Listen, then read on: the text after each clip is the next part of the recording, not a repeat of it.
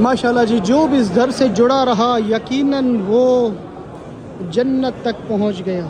अस्सलाम वालेकुम नाज़रीन किराम, मैं इस वक्त मौजूद हूँ इमाम हुसैन अलैहिस्सलाम के हरम और रोज़े अतहर में, और तमाम मोमिन मोमिनात के लिए दुआएं अल्लाह पाक ये दिन आपको भी नसीब करे कि एक दिन आए आप करबला में नवासा रसूल इमाम हुसैन की ज़ियारत के लिए आएँ।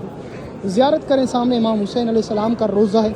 इस रोज़े के अंदर 72 शहीदों की कब्रें भी हैं, और इमाम हुसैन का जो बचपन का दोस्त है जनाब हबीब बिन मदहर अल-असदी, उनकी ज़री और कब्र अलग है।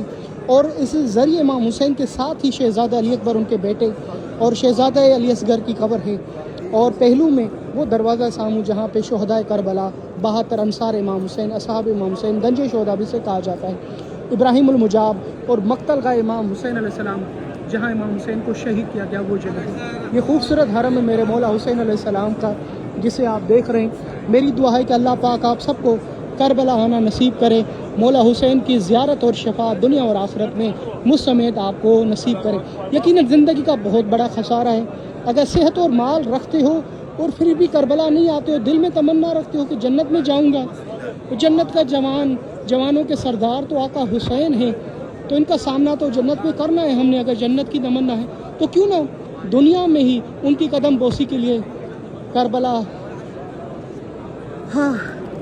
करबला का सफ़र किया जाए और उनकी ज़ियारत की जाए। अल्लाह पाक आप सबको करबला आना नसीब करे।